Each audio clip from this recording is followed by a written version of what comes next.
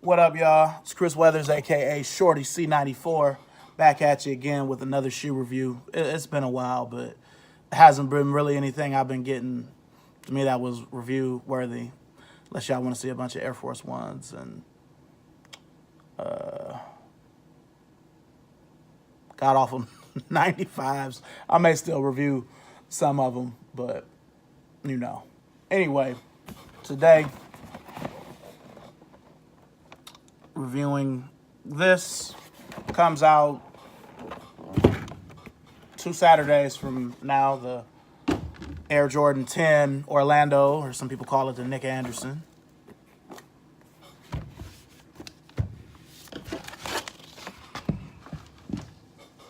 I'm fucking up.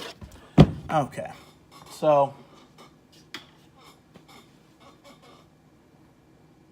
it looks really good. Looks like they actually use real leather.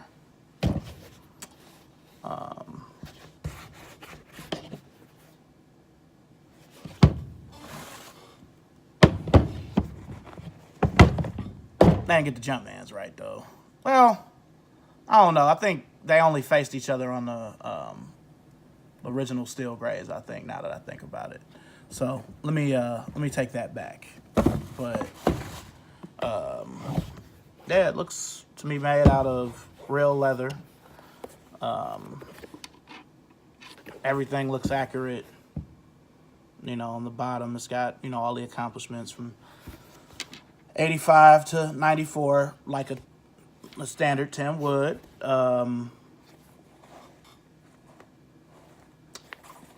Since it's a black insole, you all probably aren't going to be able to see it, but it does say Nike Air. Oh, y'all can see that. It says Nike Air on the inside there. It's got your uniform Air Jordan 10 tongue, Air Jordan 23.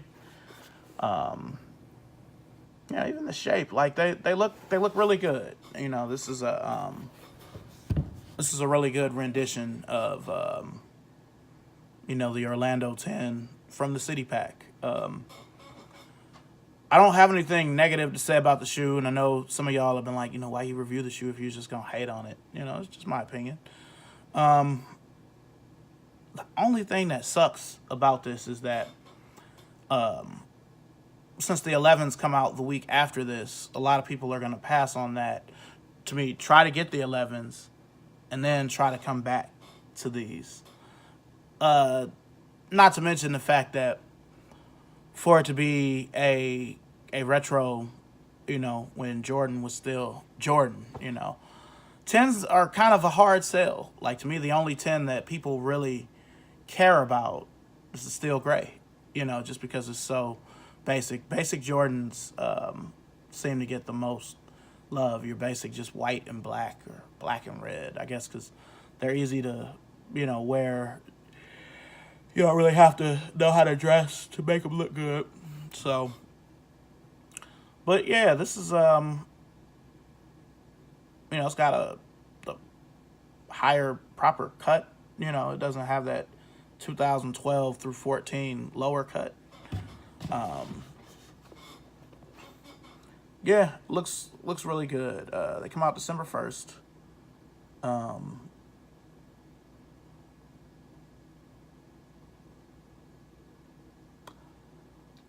Since a lot of people are just referring to these as the Nick Andersons,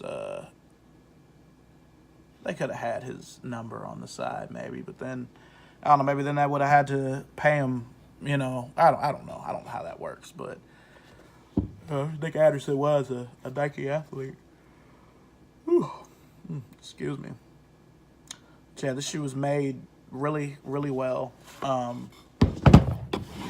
And then something I've been saying that they should do for years, that they've kind of finally started doing over the past 5 or 6 years, is coming out with the original boxes. They were just doing it, to me, 1, 3, 4, 5, 6, but not the 7 or the 8 or the 9. But they've kind of started making, you know, shoes with the actual boxes. Now, this font sucks. The font definitely was a little different. The numbers were bigger and closer together. But you know, I guess I'm splitting hairs at this point. You know, I do like the fact that they have the Nike Air on the box. Also, having OG 10s in my collection, the box wasn't quite this big, but, you know, again, it's a nice shoe. It comes with the black paper. Nice presentation with the box and everything. And whatnot. Now, my question I'd like to pose to those of you who watch this video is, with it being so close to Concord, and I'm going to go on record as saying I don't think that this upcoming Concord release is going to be as bad as 2011. It won't be as kind of whatever as 2000, but it's going to be kind of in the middle. To me, I don't think it's going to be as crazy, because even as opposed to 2011, you have so many more ways you can get shoes now. So many more people. I shouldn't even say people. So many more companies are selling them and selling them in different ways. You know, now you've got GOAT, Grailed, you know, flight clubs, more prevalent, you know, Stadium Goods, all those high-ass places.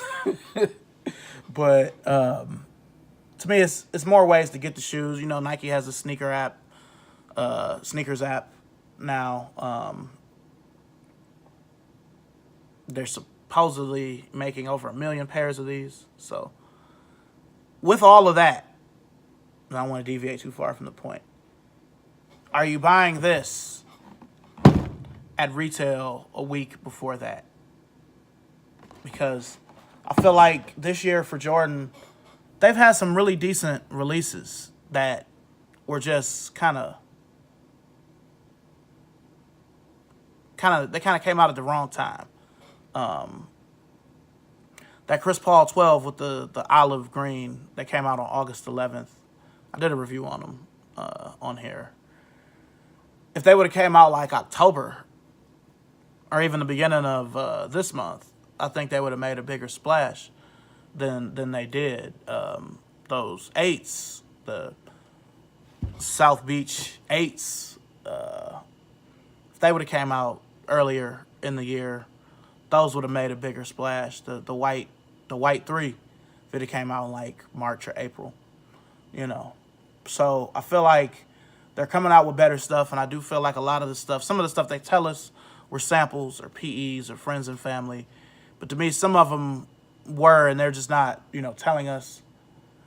But to me, they've turned a corner. It's better than it was, but at the same time, now they've just got to get down pat when to come out with the stuff. Like, the only release that kind of made sense of, you know, it came out was the that Westbrook 10, because it coincided with 4th of July.